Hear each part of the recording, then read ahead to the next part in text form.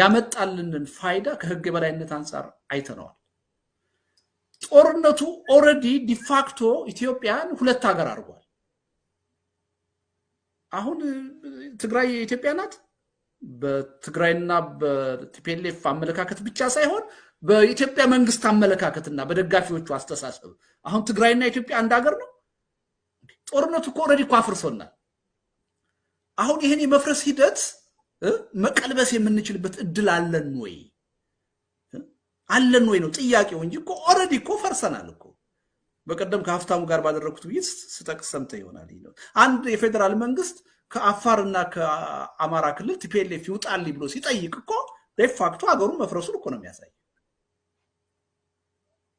ሀገሩ መፍረሱን ነው የሚያሳይ አሁን የትግራይ ማህበረሰብ አሁን የትግራይ ኤሊት ኢትዮጵያዊ ነኝ ብሎ ያምናል ወይ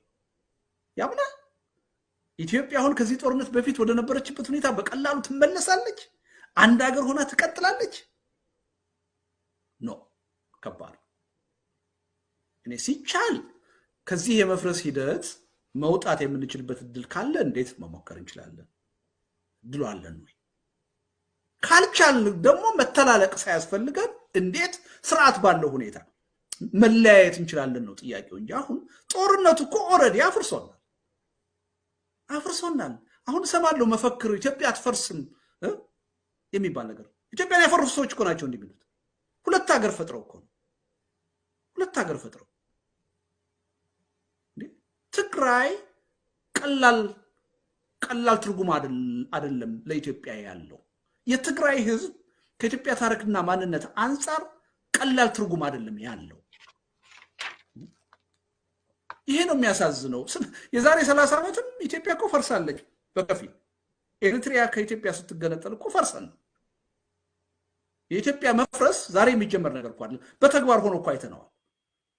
በነገር ላይ ታሪክ አያውቁም እንጂ ለዘመናት ኢትዮጵያ ስትፈርስ ስትገነባ አይኖረችው ስታንስ እንደገና ስትሰፋ ስትዳከ ማከላይ መንግስት ሲፈርስ በጎበዝ አለቃ በመሳፍን ስንተዳደር እንደገና አንድነት ሲመጣ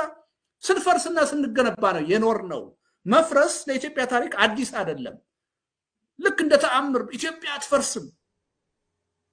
ድሮም ስትፈርስ ስትገነባ ነው እዚህ የደረሰችው ስትገነባ ነው አሁንም በተግባር ፈርሳለች ማከላይ መንግስት የትግራይን ህዝብ እና የትግራይን ግዛት ያስተዳድራል አይ ቲንክ አንዳንዶቹ ኢትዮጵያ የሚሏት የትግራይን ግዛት ቀንሰው መሰለኝ አሁን እንደዛ ነው ይሄ ነው ችግሩ ለኔ እንደዛ አይደለም ኢትዮጵያ እሱ አይደለችም ኢትዮጵያ የትግራይንም ህዝብ የትግራይንም ግዛት አካታ ነው የማውቃት ኢትዮጵያ ትግራይ ስትቀነስ ኢትዮጵያ በብዙ ነገር ተከፍላለች ፈርሳለች ድንገት አይደለም አንድ ሀገር ብትን የሚለው ያው እየተሸረፈ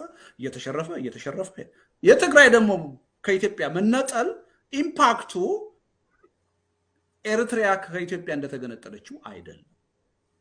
ኮርስ ነው ይሄን ማወቃል ለምን ትግራይ ከተገነጠለች በኋላ ሌላው የሰሜን አካልና የደቡብ አካል አንድ ሆኖ ይቀጥላል ብሎ ማሰብ የኢትዮጵያን የታሪክ ምስራታ ሂደት አለመገንዘብ ዝርዝሩን እንተው አለመገንዘብ